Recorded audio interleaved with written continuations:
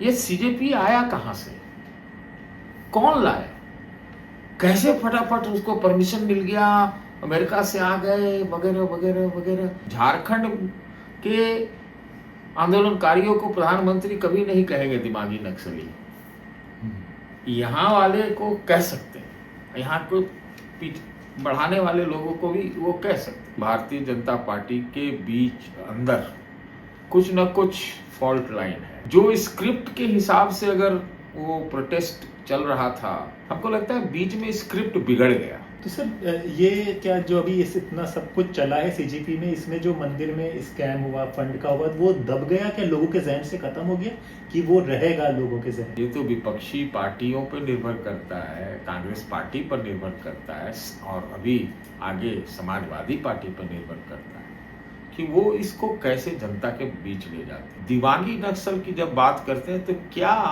वो ये कह रहे हैं कि जो लोग आंदोलन कर रहे हैं, प्रोटेस्ट कर रहे हैं, वो सब दिमागी नक्सल हैं? कि जो मल्लिकार्जुन खड़गे के मंच को दलित होने के नाते लोग जो धो देते हैं, वो किस दिमाग के हैं?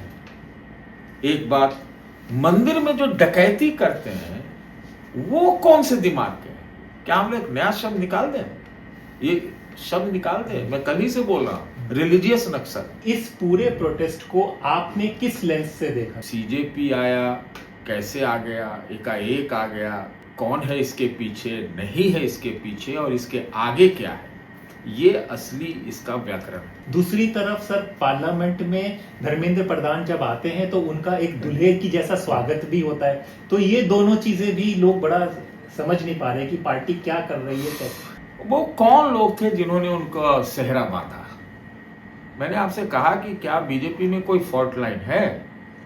हो सकता है उसी की वजह से उनका इस्तीफा इतने दिन से रुका हुआ। कौन से प्रकोष्ठ ने उनको माला पहनाया, किसने सेहरा बांधा है, ये प्रश्न का विषय है। मैं आपसे कह रहा हूँ, विरोधाभास मुझे इस पूरे प्रकरण में बीजेपी में बहुत दिखा। सारा चुनाव जीतने के बावजूद ये 20-25 हजार जनता जो है, इसने एकदम बवाल काटा हुआ है। इस पूरे एपिसोड में जो राहुल गांधी पीएम हाउस के बाहर चले गए थे, उसको किस तरह से देखा जाए? हमें भी आश्चर्य हुआ कि भाई राहुल गांधी इतने सुरक्षित प्रधानमंत्री, उनकी इतनी कामला है, सिक्योरिटी है, सब कुछ है, और उसके बीच में ये का एक छापामार सिस्टम से कैसे वहां पहुंच। अब सीजेपी के पीछे कौन है, ये बहुत महत्वपूर्ण विषय। ये अगर क्रेडिट पूरी तरह से सीजेपी को हो गई, लेकिन अचानक जो त्वरित एकदम इतना सक्रिय मैंने कांग्रेस पार्टी को कभी हाल के दिनों में नहीं देखा। अगर वो पूरा क्रेडिट सीजेपी को जाता,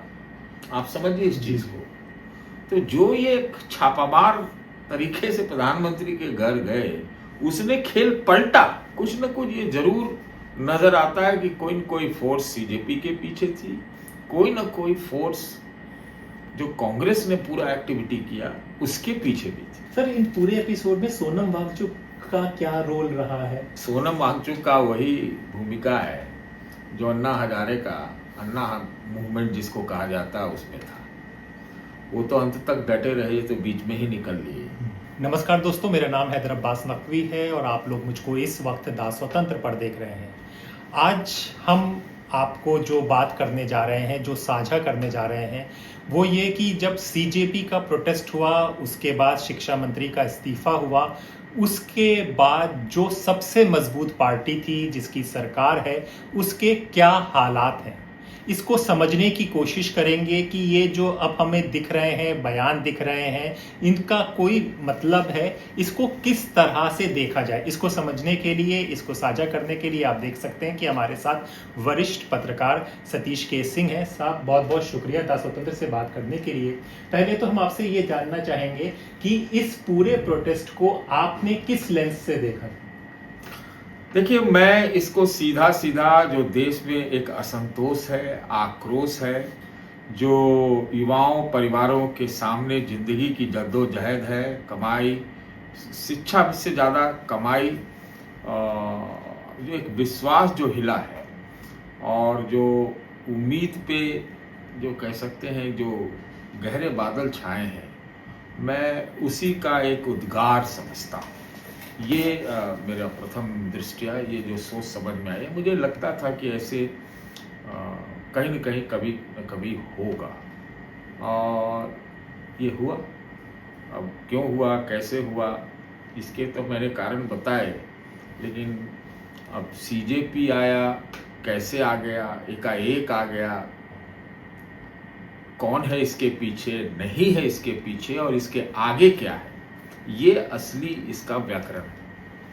सर, ये क्या लग रहा था कि इस्तीफा हो ही जाएगा, या सरकार भी नहीं समझ पाई? क्या इसका अंदाजा था कि सरकार इतनी मजबूत सरकार, जिसके राजनाथ सिंह कह चुके थे कि इस्तीफा नहीं होगा, फिर भी इस्तीफा हुआ? ये किस तरह से इसको समझा जाए, देखा जाए तो?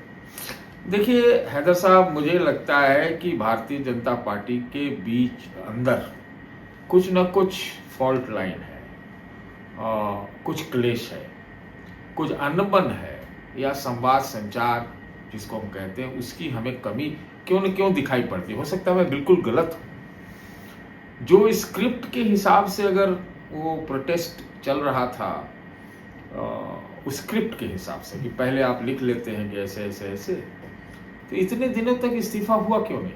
पहली चीज हो जानी चाहिए थी पहले, अगर देना ही था तो हो जाती। लेकिन दरअसल हमको लगता है बीच में स्क्रिप्ट बिगड़ गया, और जो 20 तारीख की घटना हुई पिछले माह, उसने सब कुछ बदल दिया। क्योंकि सरकार को शायद अंदाजा नहीं था कि एक कंट्रोल्ड प्रोटेस्ट में एक अनकंट्रोल्ड प्रोटेस्ट का एक सैलाब सा चलने लगा, वो शायद स्क्रिप्ट में नहीं था। तो सरकार, मुझे लगता है कि इतने दिनों तक प्रधान जी का इस्तीफा रोक के रखी। अरे भाई, उन्होंने व्यक्तिगत रूप से तो कोई चोरी नहीं की थी ना, ये तो पक्का है। क्योंकि सदारत उनकी थी, इतने दिनों तक उनको शायद सरकार में लगा होगा कि भाई टल जाएगा, बाद में थोड़ा ठंडा पड़ जाएगा। लेकिन ये ठंडा होने के बजाय एकाएक इतना गर्म हो गया कि मतलब लगता है कि वो इनका स्क्रिप्ट बिगड़ गया। तो इसलिए इस्तीफा मुझे लगता है लेना पड़ा। और चूंकि जैसा मैंने पहले कहा कि लगातार इतने परीक्षा के पेपर लीक हों, नौकरियों की इतनी कमी हो, रोजगार की कमी हो, कमाई की कमी हो, ऊपर से महंगाई हो, ये दोनों बड़ा ही डेडली कॉकटेल है। तो वो तो असर करता ही है, और स्वाभाविक था कि एक ऐसे मुकाम पे पहुंचा जो भारतीय जनता पार्टी की हुक्मरानों के कल्पना से बाहर हो गया कि ऐसा होगा, हो भी सकता है। दरअसल अब तक क्या है कि विपक्षी पार्टियों को वो एन केन प्रकारेण वो दबाव में या दबदबे में रख रहे थे, और लगातार टेकन फॉर ग्रांटेड जैसा एक हो जाता है ना हुकूमत में, वो हमको लगता है कि था। तो उन्होंने सोचा ही नहीं था कि, या सोचा होगा पता नहीं क्या, सड़क पे इतने लोग आ जाएंगे। और वो हम भी, मैं आपको खुद ही बोल रहा हूँ, मैं भी आश्चर्यचकित था कि लोग इतने कहाँ से चले आ रहे हैं। ये मुख्य बात है। बाकी क्या कहें, तो ऐसी स्थिति ही है, और है ऐसी स्थिति। सर, फिर सबने देखा कि लाठीचार्ज हुआ, कील लगी हुई, डंडों से मारा गया, फिर पैलेट गन भी चला। दूसरी तरफ सर, पार्लियामेंट में धर्मेंद्र प्रधान जब आते हैं तो उनका एक दुल्हे की जैसा स्वागत भी होता है। तो ये दोनों चीजें भी लोग बड़ा समझ नहीं पा रहे कि पार्टी क्या कर रही है। कैसे वो कौन लोग थे जिन्होंने उनका सेहरा बांधा? मैंने आपसे कहा कि क्या बीजेपी में कोई फॉल्ट लाइन है? हो सकता है उसी की वजह से उनका इस्तीफा इतने दिन से रुका हुआ। तो जब उनको इस्तीफा देना पड़ा, तो एक होता है ना कि भाई तो बलि चढ़ गया इनका। तो कौन से प्रकोष्ठ ने उनको माला पहनाया, किसने सेहरा बांधा, ये प्रश्न का विषय है, मैं आपसे कह रहा हूं। और फंस गई थी सरकार, नहीं करना चाहिए था, इस तरह से सेहरा नहीं बांधना चाहिए था। ये तो और गलती हो जाती है। एक तरफ प्रधानमंत्री जी इंस्टाग्राम पर आके हाय फ्रेंड कह रहे हैं, एकदम त्वरित कार्रवाइयाँ चल रही हैं, और उसके बीच में सेहरा बांध देते हैं। और खुद मतलब विरोधाभास मुझे इस पूरे प्रकरण में बीजेपी में बहुत दिखा। और 20-22 दिन तक न प्रधानमंत्री जी न अमित शाह जी दोनों नहीं संसद में आए। अरे वो तो दबदबे वाले लोग हैं, पहले से उनकी संख्या भी बढ़ गई है। आते और जैसे पहले दबाते थे विपक्षियों को दबा देते। कहीं कहीं उनको ये एहसास हुआ कि चीज़ें गड़बड़ा गई हैं, लेकिन क्या करिएगा, आदत से तो लाचार आदमी होता है। भाजपा वाले तो आप देखिए, वो जब मुंह खोलते हैं संसद में तो आप क्या करते हैं, तो वो जो मिजाज होता है ना, माइंड सेट, उसके चलते ये हुआ होगा, है ना। एक तरफ मरहम लगाया जा रहा है वहाँ भागवत जी द्वारा, है, एक तरफ प्रधानमंत्री जी हाई फ्रेंड कहते हैं, और अब दूसरा विरोधाभास फिर अब नया जब हम लोग बात कर रहे हो तो आ गया है, वो आ गया है। तो उस पर हम लोग बात करेंगे। सर, हम लोग ये भी समझना चाहेंगे कि जो प्रधानमंत्री रात को रील उन्होंने की, तो ये स्क्रिप्टेड था, ये प्रधानमंत्री ने खुद ही ये फैसला कैसा, किस तरह से समझा जाए कि लोगों ने कहा होगा कि आप जाएं, या प्रधानमंत्री ने खुद ही कहा कि नहीं, अब मैं बच्चों के साथ तुम्हारी नहीं सुनूंगा क्योंकि देश के बच्चे हैं और मेरा है सब कुछ, कैसे, मतलब कि ये चीजें कुछ। देखिए, हमें ये लगता है ये भारतीय जनता पार्टी एक प्रचार आधारित, बीजेपी भारतीय प्रचार पार्टी कही है। प्रचार में मतलब क्या होता है कि एडवर्टीजमेंट करो, पीआर ठीक रखो, आईटी सेल रखो, इस ढंग से ना बहुत सारी चीज़ों को ये ढक देते हैं। अब तक तो ये देखा है। और जो आपका विपक्षी है उसके ऊपर राशन पानी लेके चढ़ जाएगा उल्टा। तो लेकिन जब वास्तविकता जब ऊपर आ जाती है, कोई विपक्षी पार्टी वहां जंतर मंतर पे नहीं थी। इस बात को समझिए, ये जनता विपक्ष में आ जाए, और खासतौर से 20 तारीख के बाद, तो मुझे लगता है उनको एहसास हुआ होगा, या फिर हो सकता है जमीनी जो रिपोर्टें आई होंगी, उनको सब पता ही रहता है सरकार को, ऐसा नहीं है कि नहीं पता रहता है। हो सकता है आरएसएस से कुछ नजिंग आई हो, वो उसके वजह से उनको लगा तो हिल गए। ये तो लग रहा है कि जैसे हमें सब रिजेक्ट कर रहे हैं, और सारा चुनाव जीतने के बावजूद ये 20-25 हजार जनता जो है इसने एकदम बवाल काटा हुआ है। और वो एक ऐसा मुकाम था जहां से चीजें इधर उधर बहुत ज़्यादा फैल सकती थी। हमको लगता है इसलिए उन्होंने सोची समझी रणनीति के तहत एक तरफा आधी रात को संवाद साधा, और जो आरोप लगे कि भाई जंतर मंतर पे बर्बरता हुई,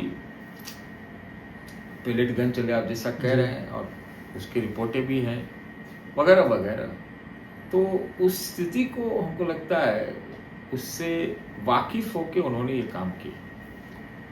सब ये भी समझना चाहेंगे इस पूरे एपिसोड में जो राहुल गांधी पीएम हाउस के बाहर चले गए थे, उसको किस तरह से देखा जाए, क्योंकि अगर आप देखें तो आपके संजय सिंह ने तुरंत कह दिया कि ये क्रेडिट लेना चाहते हैं, मोदी ने बिठा दिया, तो इसको क्योंकि उसके बाद बहुत तेजी से एक्शंस होते देखे गए, हमने देखा गया कि मजबूत सरकार के मंत्री भी पहुंचे उनके बाद, और उसके बाद फिर सब कुछ बदलना शुरू हुई स्क्रिप्ट कुछ।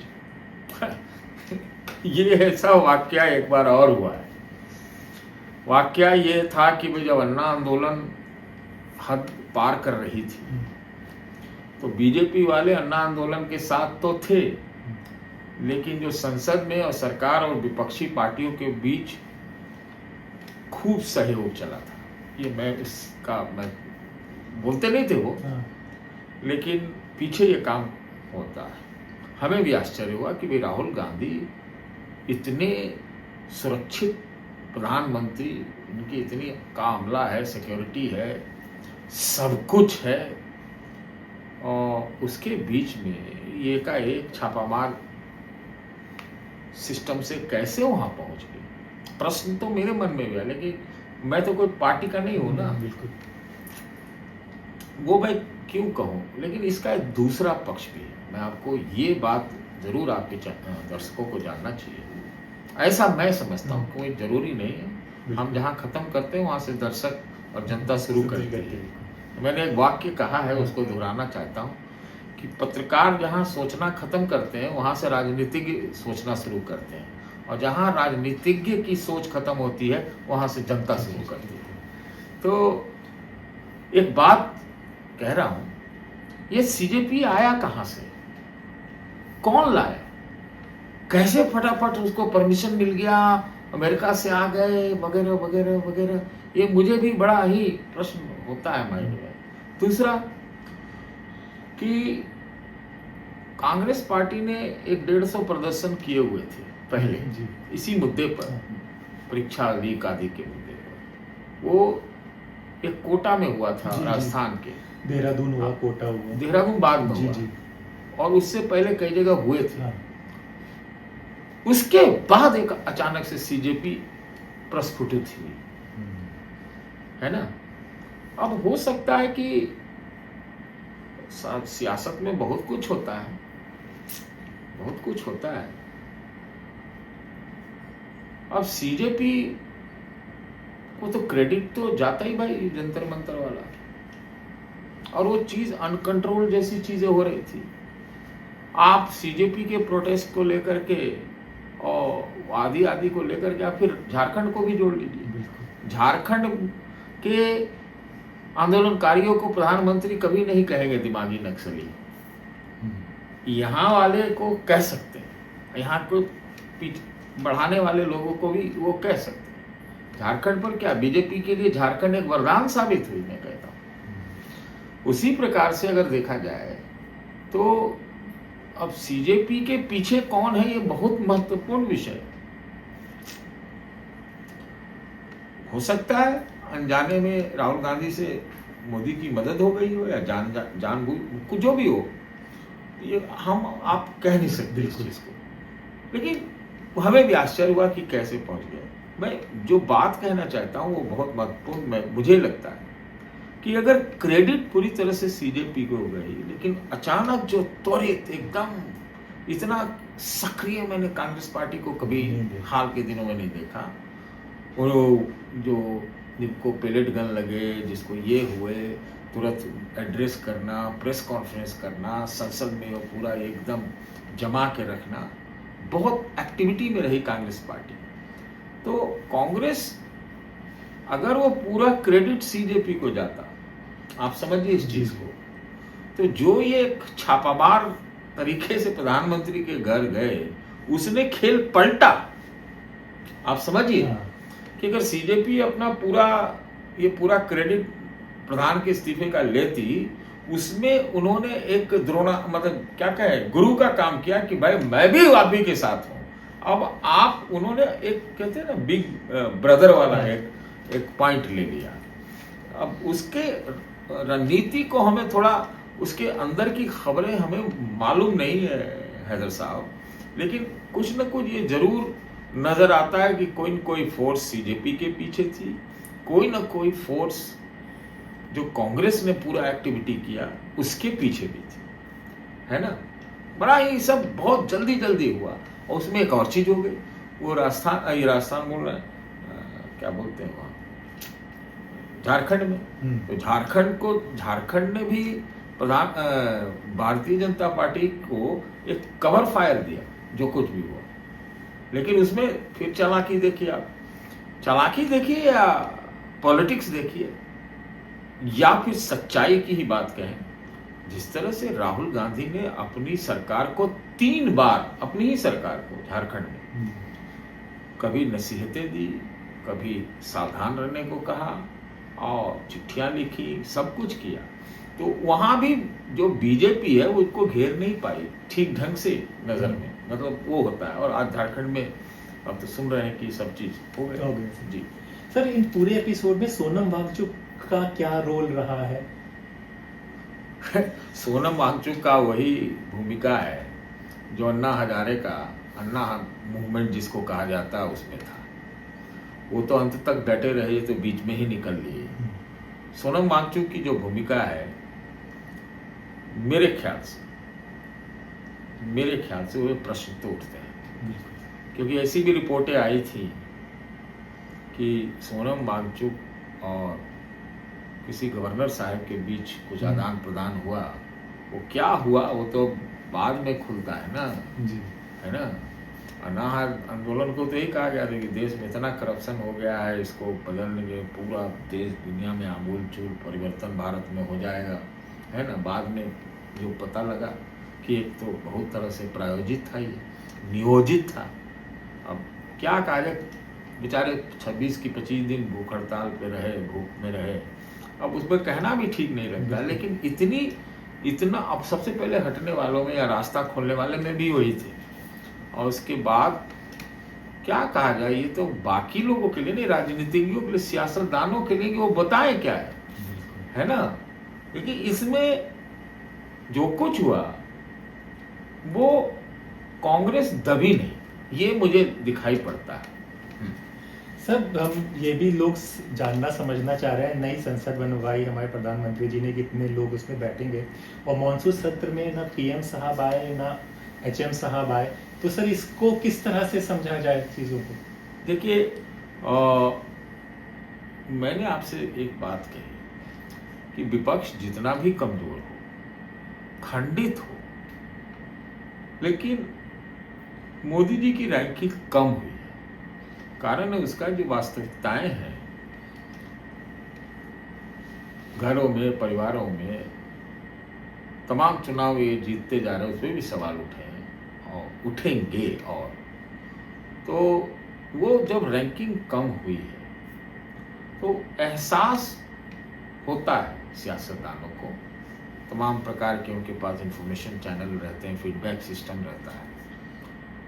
तो जिस तरह से ये तरह तरह की तस्वीरें जाति की, बर्बरता की, एक्सेसेस की, ये सब जो आ रही थी, उसमें हमको लगता है सरकार को एहसास हुआ और वो पीछे हटी, है ना। 2-3 कदम वापस खींच लिए कि मामला को ठंडा होने दिया जाए, है ना, इसको ऐसे ही जाने दो, क्या किया जाए। एक इस्तीफा हो गया, एक नया कानून बन गया, अब इस तरह की चीज़ें हुई हैं। 20 तारीख की मैं मानता हूँ, तो हमको लगता है उस लिहाज से वो पीछे हटे हैं। इसका मतलब ये नहीं कि वो पीछे हटे हैं तो तमाम मुद्दों को जिसका आपने जिक्र किया उसको पीछे हटेंगे, क्योंकि लाल किला से हमने देखा बिल्कुल महिला आरक्षण के शक्ल में जो डिलिमिटेशन है, महिला आरक्षण तो पास है तो लागू कर दे, है ना। लेकिन डिलिमिटेशन इनके एजेंडा पर है। मैं नहीं कहता कि अब क्या, उस समय उनको भी लग रहा होगा ना कि भाई संसद में ही स्थिति क्या होगी, है ना। भाई सब कुछ कैलकुलेशन में रहे, सब कुछ ठीक रहे और अचानक बिगड़ जाता है। कौन पार्टी है, अपने ही पार्टी के लोग पूरा है, साथ नहीं है, एकाएक सब चीज बिखर जाता है, पता नहीं लगता है।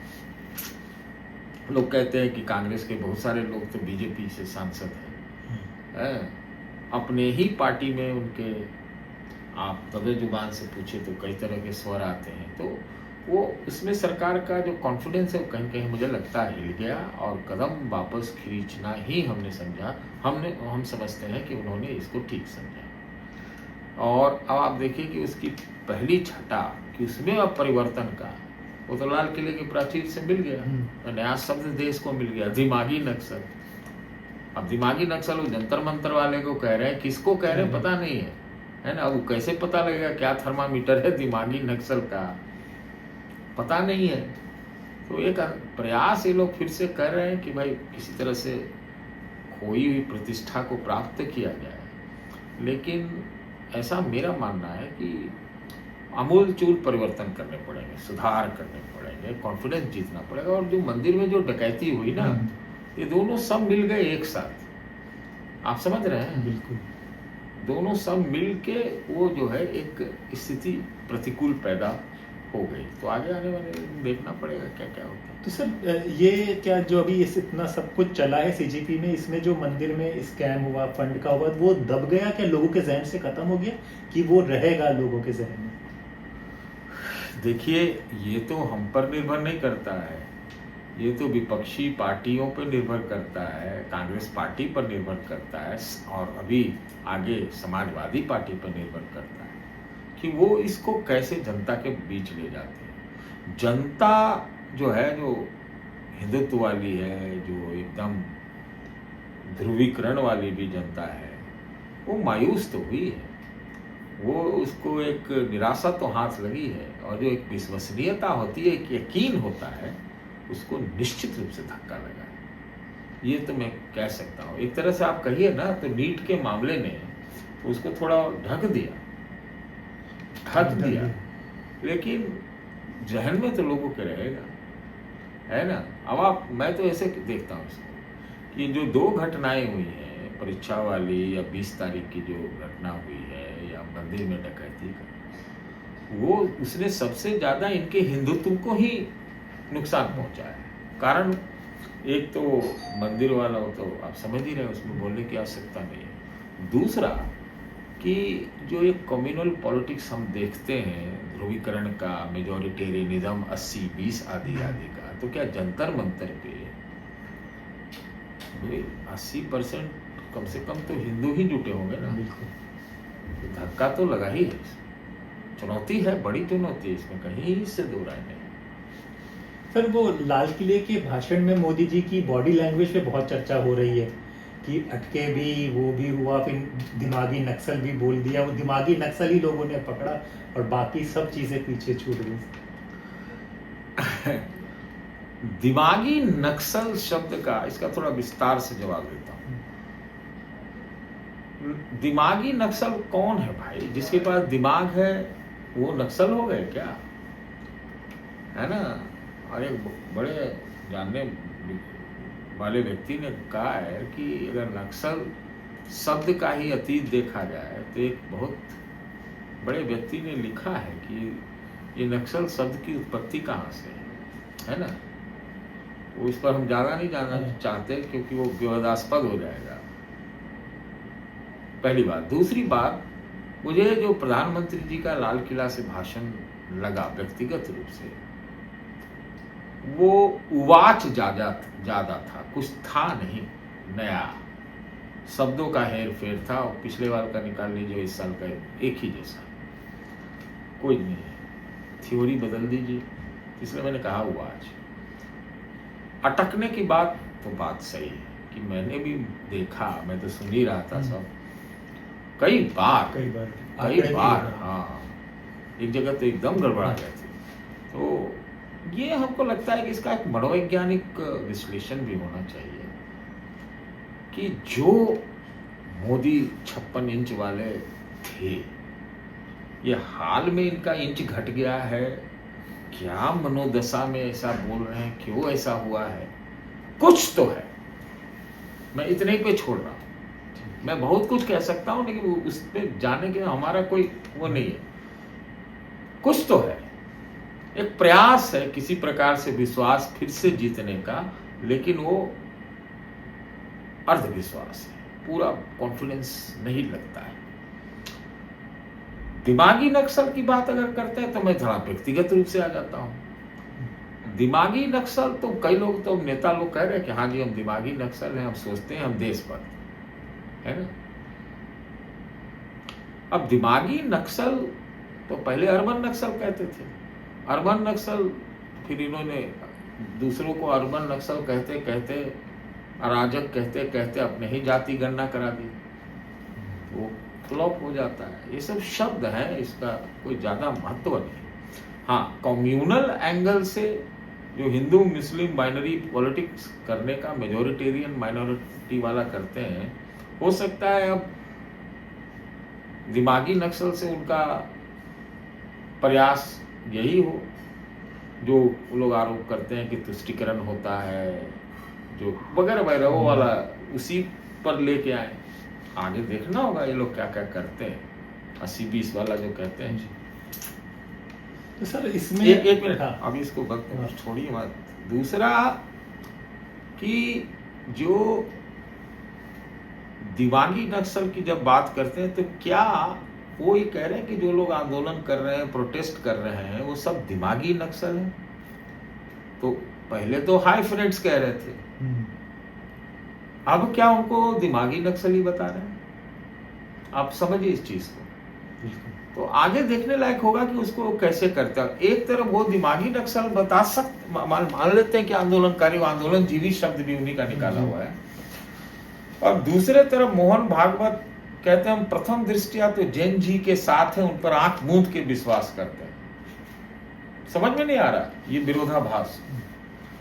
तो ये वाली चीज है, इसलिए मैंने आपसे एक बात कही कि कॉन्फिडेंस या एक तारतम्यता या संवाद समन्वय की मुझे इसमें कमी नजर आती है। रेटरिक ज़्यादा है, सब्सटेंस में कम है। और हम तो एक बात व्यक्तिगत रूप से पूछते हैं कि जो मल्लिकार्जुन खड़गे के मंच को दलित होने के नाते लोग जो धो देते हैं वो किस दिमाग के हैं? एक बात, मंदिर में जो डकैती करते हैं वो कौन से दिमाग के हैं? क्या हम लोग नया शब्द निकाल दें? ये शब्द निकाल दें? मैं कल ही से बोल रहा हूं, रिलीजियस नक्सल। क्या कुछ भी कर सकते हैं? बात ये है ना, मतलब कहने का मतलब है कि इसको देखना पड़ेगा कि जो विरोध, प्रोटेस्ट, पिटीशन, चिट्ठी, अपील, जो लोकतांत्रिक राजनीतिक जो कार्यक्रम, मतलब ये सब जो डेमोक्रेसी का पार्ट है, उसको भी वो क्या दिमागी नक्सल कह रहे हैं? क्या कर रहे हैं, कह रहे हैं, या किसको कह रहे हैं दिमागी नक्सल? उसको डिफाइन करना पड़ेगा। कौन लोग हैं ये दिमागी नक्सल? है ना, एक तो पाकिस्तान परस्त हम लोग सुनते हैं, बिल्कुल है, इसी तरह के बहुत सारे शब्द और जुमला चलते रहे। हमें तो कभी कभी ये लग रहा है कि अब आतंकवादी, चरमपंथी, उग्रवादी और इस तरह के शब्द, क्या वो सब दिमागी नक्सल कहलाएंगे? ये भी देखना होगा। ये सब थोड़ा सा इनको डिफाइन कर देना चाहिए, करना चाहिए, या फिर कर ही नहीं सकते, ऐसे ही बोलने को बोल गए हैं, पता नहीं। सर, जो आरएसएस है, क्या आपको लग रहा है कि कुछ मनमुटाव चल रहा है, खास करके अगर गुजराती लॉबी की अगर बात करें? क्योंकि अगर अभी हमने कल ही यूपी में हुआ है, छात्र वहां पे जेन अल्फा निकल आए हैं, इतनी मजबूत योगी सरकार के खिलाफ भी, तो इन सब का भी कुछ समझने की जरूरत है इन सबको। देखिए, इतना तो मैं विशेषज्ञ या इतना बड़ा रिपोर्टर नहीं हूँ, अब तो घर में ही रहता हूँ, तो मुझे उतनी जानकारी नहीं है, लेकिन संकेतों के आधार पर हम दो चार बात कहना चाहते हैं। वैसे मुझसे व्यक्तिगत रूप से पूछिएगा तो जेन अल्फा आदि आदि हर का सड़क पे उतरना, मुझे व्यक्तिगत रूप से मैं इसके पक्ष में नहीं। मैं आपको सच्ची बता रहा हूं, लोकतांत्रिक प्रक्रिया है, विपक्षी पार्टियां वो ले अपने हाथ में, उसको लेके करे जो तौर तरीके हैं। तो एक तो बात ये, अब निकलवा कौन रहा है ये बड़ा सवाल है। ये कौन इसके पीछे है, ये कौन कर रहा है, ये बहुत इंपॉर्टेंट सवाल जो कि उत्तर मेरे पास नहीं है कि नहीं? एक विदेशी शब्द, दो विदेशी शब्द इतना ज्यादा आत्मनिर्भर और स्वावलंबी भारत में एकदम टॉप पे चला जाए, ये भी तो एक अंग्रेजियत है। जेन जी है ना, लिखते हैं जेड, बोलते हैं जी, और जेन अल्फा, और कोई हिंदी शब्द नहीं है क्या? भारतीय शब्द नहीं है? आप सोचिए इस चीज को, ये बहुत विषय गंभीर है। संकेतों के आधार पर, जैसे मैंने आपसे कहा, देवेंद्र फडणवीस विचारे का कह रहे हैं, मैं ये कह रहा हूं कि धर्मेंद्र प्रधान का इस्तीफा इतना दिन क्यों रुका रहा? एक, मंदिर की जो डकैती, चोरी को डकैती बताने वाले लोग हैं यहाँ के, इन्हीं की तरफ के हैं, हम लोगों ने तो नहीं कहा। बिल्कुल। तो वो खबर निकली कैसे, और निकली क्यों, निकाली गई क्या, किसने निकलवाया? तो मैंने तो ये सब चीज कर लेते हैं, तो क्या, वो क्यों हुआ? फिर एक तरफ सरकार के तरफ, केंद्र सरकार के तरफ से किसी ने मंदिर के डकैती पर कोई बयान नहीं दिया। क्यों नहीं दिया? क्यों नहीं दिया? आरएसएस से तो 2 बयान आए, है ना? और इस पूरे एपिसोड में जो जंतर मंतर वाला हुआ या जो भी हुआ, उसमें मरहम लगाने का काम सिर्फ मोहन भागवत ने क्यों उठाया वहां से, मुंबई में फिजिकली प्रोग्राम करके? और 5वां, खबरें तो 17 है, आप इसी पे करते रहिए तो बहुत हो जाएगी।